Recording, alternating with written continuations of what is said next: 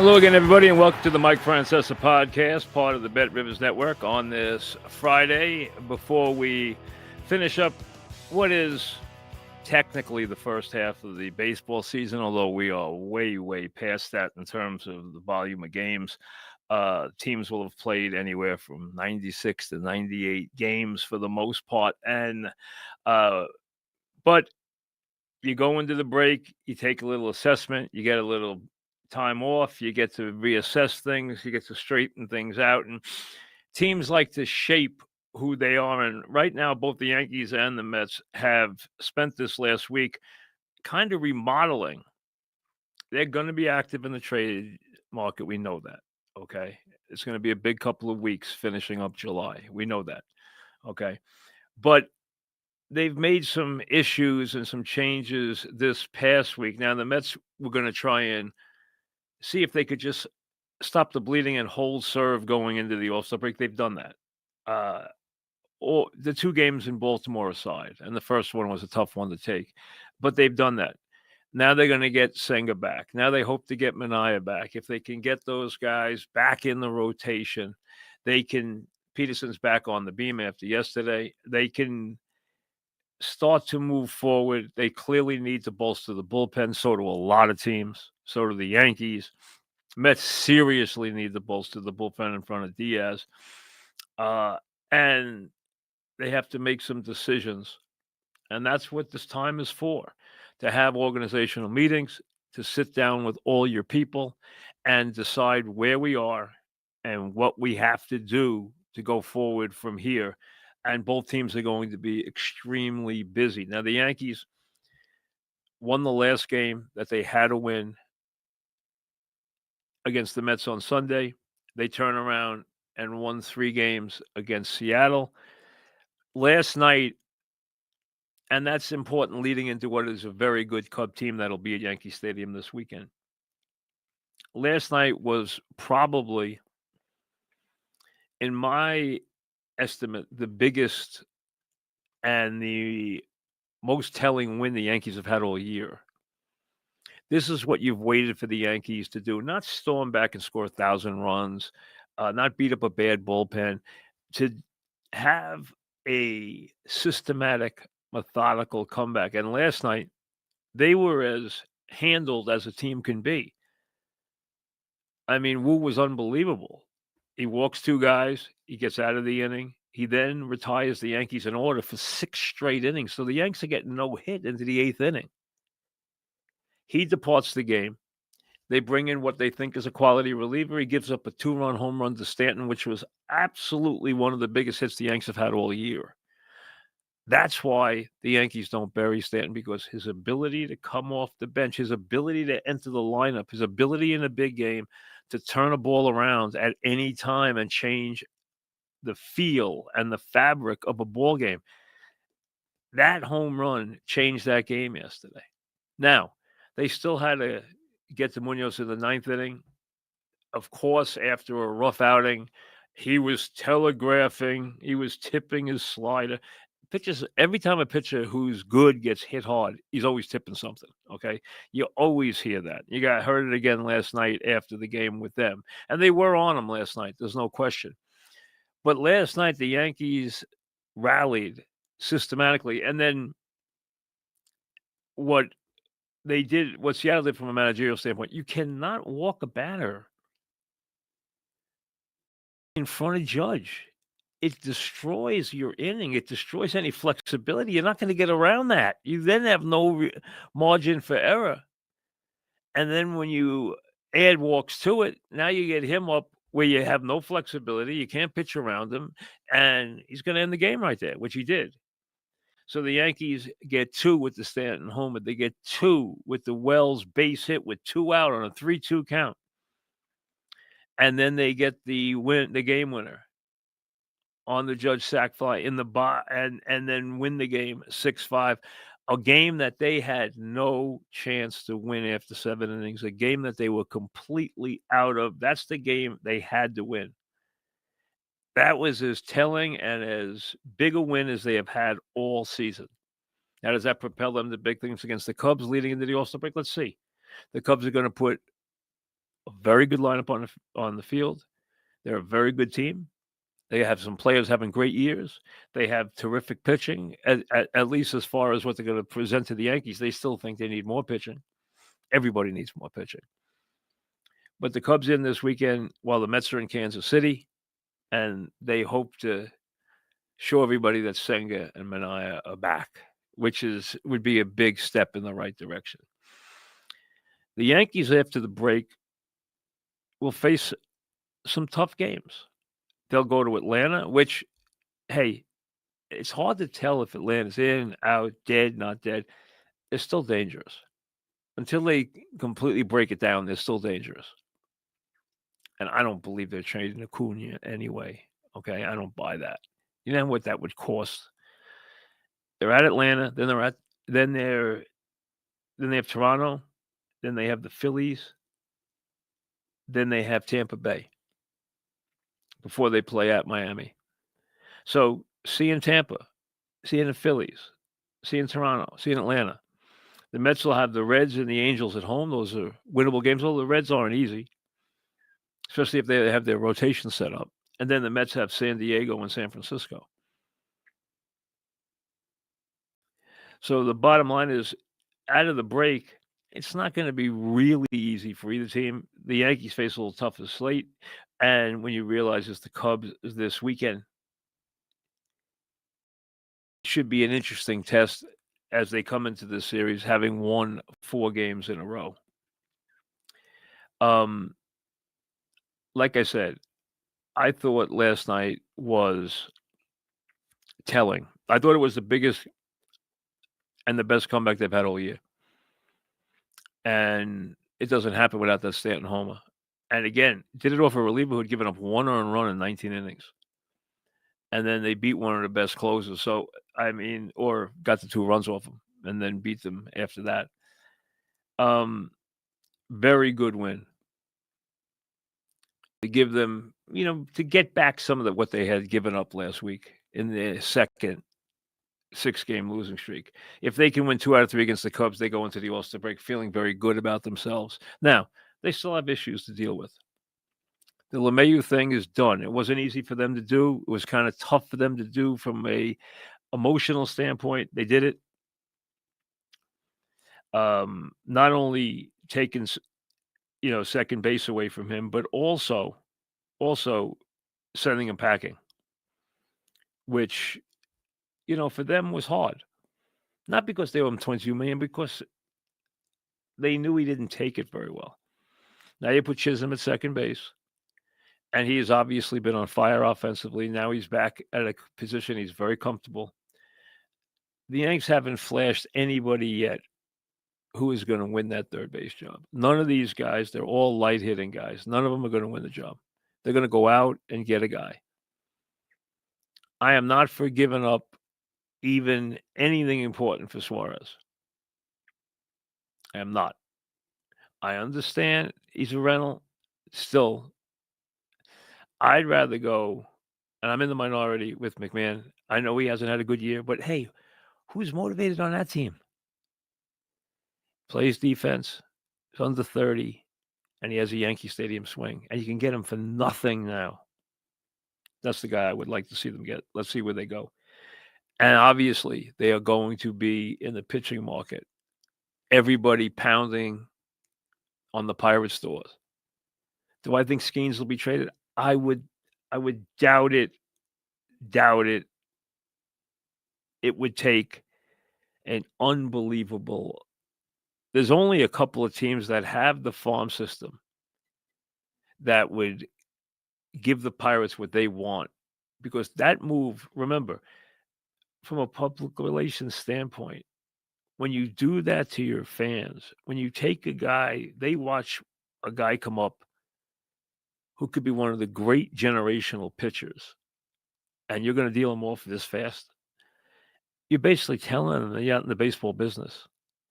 So to do that and justify it, you would have to come away with a king's ransom. Who has the minor league system to give them a king's ransom? The Tigers do. I don't see it happening. The Dodgers Possibly. And the Mets do. I still don't see it happening. And when you're talking about going in and having 4 or 5 of your top prospects pulled from your team for this guy. And forget what you're gonna have to pay him down the road. You control him through 29, so it's a long time. But think about what you'd have to pay him down the road. That's not the point. What you'd have to give up would be enormous, and I still don't think the Pirates will have the guts to pull that to basically pull that deal off. Their other starters, they're gonna trade. Are they gonna trade some guys off the lineup? Absolutely. Anybody on that team is gettable. Anybody on that team you can have except Skeens.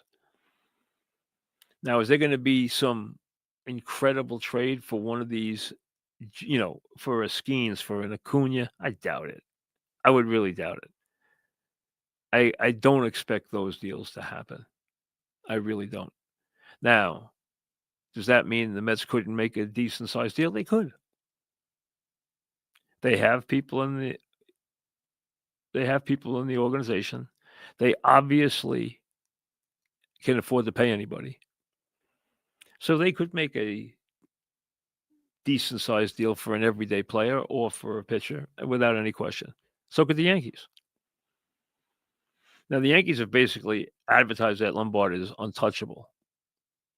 And they want to give away Spencer Jones. And he's played right into the game for them perfectly because he's gone to AAA and pounded, which has made him more attractive. Plus, they don't have anywhere to play him. Secondly, that's what teams want. They want a guy who just is on the verge of coming to the major leagues. That's when these franchises want these players. They don't want older guys. They don't want guys making money. They want guys who are major league ready, who are right there, ready to graduate into the major leagues. That's exactly what they want. So I do think there's going to be a lot of trades, but I think what's going to happen is this is a seller's market when it comes to relief pitches. You are going to get 150% on the dollar. You are going to get paid back in big, big percentages for what you give up. You're not only going to get value for value, you're going to get value plus, value added for value, because that's how much competition there is going to be for these relief pitchers. Everybody needs them. Go down the line. Everybody needs these relief pitches. And there aren't that many there. It's easier to find a starter than it is to find a reliever who can really help you. That's hard to find. You can get a decent starter, a guy I'll call a C, or you can get a guy you call a B. And hey, listen, there aren't many A's out there. Those guys are available. And those deals will be made. And you'll see the contenders add in that way. But I don't think you'll see anything that's just earth-shattering. I don't think you'll see one of these huge names traded. I would be very surprised if that happens. Very surprised. The Mets, to me, need to go out. To me, they need to commit to Vientos. I think they need to give him the season. I don't care if he DHs every day. Let him DH. He's a better DH than what they have on a team. Do what you want at third base. Do what you want on the infield. Do what you want with McNeil and Mauricio. Do what you want with Bates. Do what you want with those guys. But let Vientos be the DH. Day in, day out. Just let him be the DH. And let's see where that takes you. I think they have to go out and get a center fielder. They can't live with Taylor. He's a good fourth outfielder. He's a great defensive replacement. He's a solid Gold Glove, but he doesn't hit a lick. And they can't have a bottom of the lineup that doesn't hit at all. Fab 4 or no Fab 4. And how about guys not well, I guess that just shows you how much time passes by. There were a lot of guys broadcasting who didn't know that Cohen's reference to the Fab Four was obviously to the Beatles. They didn't even know that. I mean, I know that's hey, let's be honest. The Beatles invasion is 60 years ago. When you think about it, 60 years ago. It's not yesterday. When you wore those stupid Beatle wigs around. And I remember as a kid, that was like a big craze to have the Beatle wigs. I think I was in 4th grade. That's a long time ago. Long time ago. But it just shows you. And I can tell you now that, it's funny, as an aside. I always said that, hey, I'm not going to be one of these older people that doesn't know what my kids are thinking or doesn't know their slang or doesn't know the people they think are, good actors and good performers and the music they like and everything else. And you think you keep up with that stuff.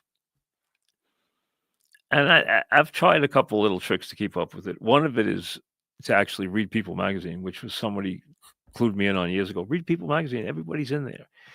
That was a good one. At least you see names and you learn who people are. But I got to admit, when it comes to the music, it's hard to keep up because you can't stand the music. So I don't know who, like, Emmy was listening to something the other day, and I was like, "Dad, you've heard of this group, right?" And I'm like, "No." She goes, "Yes, you have. Here, listen to this song. You've heard this song, right?" I'm like, "I've heard that song." I wouldn't have any idea whose song it is. It was a discussion over the Luminaires who were at Citi Field tonight. I had never heard of the Luminaires. So I failed my own test. I guess they're pretty decent sized. If they can fill Citi Field, they're pretty big. And I've never heard of them. Never. I did know one of their songs, but I've never heard of them. I'm sorry.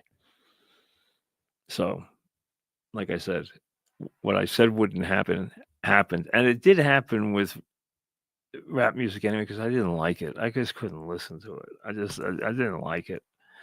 I just found it hard to listen to. I just didn't get it. I just didn't get it. I just didn't sense anything. When I see people older and doing these, stupid moves on the dance floor, I'm like, you can't be really getting into this music. I mean, it just seems so terrible to me. But hey, that's what happens when you get older. Doesn't happen in sports, but it happens. I mean, some of the things happens. There's a sensibility now, and some things that sportscasters find important, I find silly. That's just the way it is, though. I mean, I think that's always been the case sometimes, but I mean, it's really the case now. They worry about things that I would never worry about, but it's the way it is. So I got to admit, I never heard of Luminaires. I don't know how big they really are, but I've never heard of them. So I think it's an interesting test for the Yankees this weekend against the Cubbies because the Cubbies are good, and they don't get a lot of national attention, and their stars, including with the Mets, the one that got away. Their stars have not gotten they're not household names, even though they're having some terrific years. You get guys on that team having some big years. So I'll be fascinated to see the Cubs this weekend. And the Yanks are Kansas City. I mean, the Mets are in Kansas City, and there's been rumors about Lugo now. I don't know what's going to happen with Lugo. I've always liked him. I always felt him to be I don't think the Gromp's going to be moving anywhere. I could see Lugo going somewhere, though. That I could see happening. I really could. I could tell you that it's a sign of things to come. I was looking at a story about rookie running backs and the impact they're going to have on the league this year. So that was my first foray into the NFL seriously for this season, where I'm starting to actually. That usually doesn't happen till I come back from Saratoga, in like inside of the 8th, 9th, 10th of August. I've already started that. A couple of interesting cases there too. It's going to be a fascinating year in the NFL. Fascinating. I really think it's going to be very interesting. There's a lot of things that already I want to talk about. I'm not going to do it now, but there's a lot of things and teams, and I've had a couple of conversations with coaches recently, and active, guys who are coaching today, and it's interesting stuff. It really is. Couple of things. Number one, it's Bat Flip Friday at Bet Rivers. Okay, the Bat Flip. We all know what it is. What is Bat Flip Friday? Well, I'll tell you. Opt in and place a $10 wager on any player to hit a home run, and you'll receive a profit boost of up to 100%. See the Bet Rivers app for full details. So, guys like to project, I think this guy's going to home run the game. We've all done that forever. In the old days, they used to sit in the bleachers and they would, or the price on Mantle to get 3 hits in the doubleheader is X. Or the price on Bobby Richardson to get 3 hits in the doubleheader is Y. Or the price on Ford to go 7 one-run innings is X. And that kind of stuff is now everywhere. It really is. Also, go to the Mike Francesa podcast. For the newsletter, go to the Mike Francesa podcast.com and enter your email to sign up for the Mike Francesa newsletter. Get exclusive content and updates by signing up for the Mike Francesa podcast newsletter. It doesn't cost you anything. All you have to do is go to MikeFrancesa'Podcast.com, put in your email, and you're in. That's it. That's all you have to do. You don't have to do anything else. So check that out also. And remember, like I told you, it's Bat Flip Friday. Now, a couple of emails before we bid you adieu on this 7-11, which is what today is, as we head towards the All-Star break. I actually find the home run derby sometimes more interesting than the game now. Like, I don't care who wins the home run derby, but I find the competition interesting. I can actually watch that.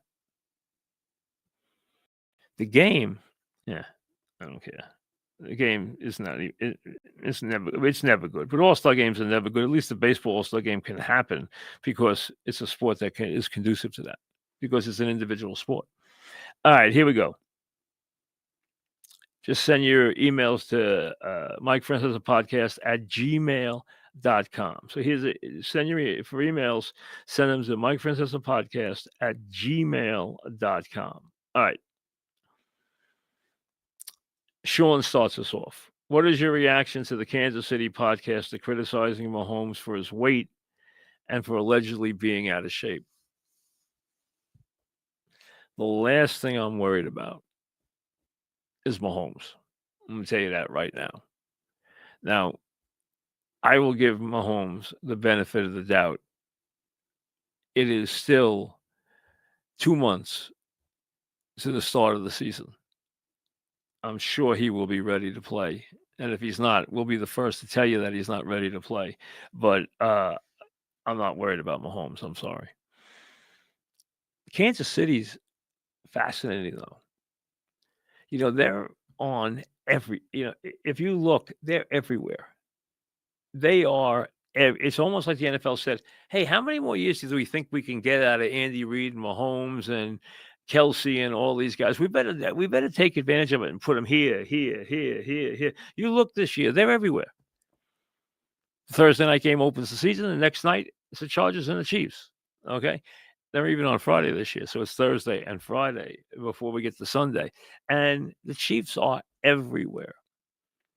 And think about it. Andy and Mahomes, and they had Kelsey, Chris Jones, the core, have stayed at the top for a really long time for an NFL team. NFL runs are usually short and sweet. They've been there a while now, and they're still there. And they've turned a lot of it over, except for Andy and Mahomes and Jones and Kelsey. But are we reaching the end? Are we reaching the end of the Kansas City run? Brent, I knew I was going to get a question on this guy with the Cubs in town. Is the Mets trade of Pete Crow Armstrong up there with Nolan Ryan as one of the worst in team history? Well, the Mets traded Nolan Ryan for Jim Fregosi, who was at the time a very good shortstop for the Angels, very good player. But it turned out to be one of the worst trades in history. But I can tell you this, Nolan Ryan was never going to become Nolan Ryan unless he got his own team. He was never going to do it on a team where he was the third option. And that's what he was with this team at best. And he really might have been, when Gary Gentry was healthy, the fourth option. Nolan needed his own team. He needed to be the man. And obviously went on to a storied career. The Pete Crow Armstrong trade has turned into a disaster for the Mets. It happens. He has now blossomed into this terrific player. That's what I'm talking about. And you knew he'd get a lot of attention, and he will this weekend. That's a name you're going to hear a lot this weekend. Amos Otis for Joe Foy. Terrible trade. Jim Fregosi for Nolan Ryan. Terrible trade. We can couple in the Seaver trade. We can go down the line, but this was a bad one. With all the needs the Yankees have, do you think it may make more sense for them to be sellers at the deadline instead of buyers? Gavin, might be the worst question I've had all year. The Yankees as sellers? Are you serious? The Yankees as sellers? For what reason? They don't need to unload contracts. They can buy anything they want. They don't have to play that game. Why would they ever be sellers? And why would you give up on this season when the Yankees, without any question, are going to make the postseason and will have a chance? Now, they might not make it, and they need to be a lot better before they're going to make it to the World Series. But they have a chance, and they can still improve the team. I mean, the idea of them being sellers is, I want to be. Come here, babe. Taylor just entered the room. I want to be charitable, but the idea of them being sellers is utterly ridiculous. What do you actually think it would take for Steinbrenner to get rid of Boone? Not make the playoffs this year. And I think he would be gone, but I don't think that will happen. Has there ever been, this is Jeff, has there ever been another bigger superstar that has withered in relative obscurity than Mike Trout? Should the Mets or Yankees try to bring him here as a DH? Well, first of all, how would the Yankees bring anybody to the team as a DH? They have more DHs than they know what to do with. They want to bring another DH to the team? I mean, come on. Would I trade for? Listen, if I were the Mets and I could add Mike Trout to my lineup, I would do it. Now, again, I'm not giving up a lot for him. I'm going to have to pay him. And I don't know that anybody goes near what's left on his contract. Uh, there have been plenty of guys who have withered in obscurity. Now, Mike's fall was sudden, but we've had other guys whose falls have been sudden. Many of them. Many of them. Some who went on to play years and years as a okay player after having 5 or 6 great years. Injuries did that to Mattingly as an example. That's just the way it is. I mean, Mattingly was the best player in the league, and then he wasn't. SNY, this is from Richie. SNY posted a 70% viewership edge over Yes during the Subway Series.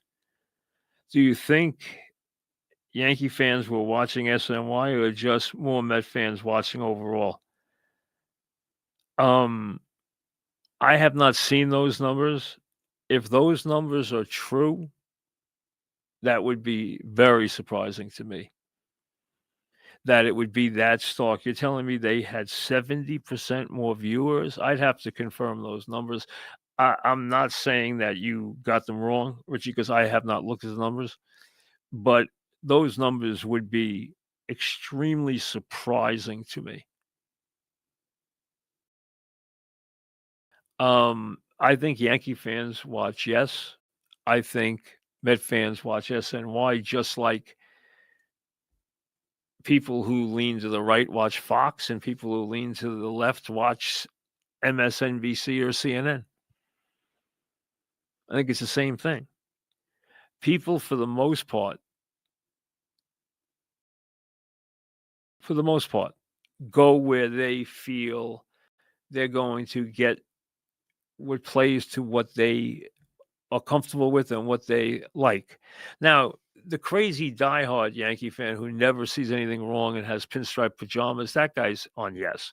The crazy Met fan, okay, is on SNY. You're talking about the other people.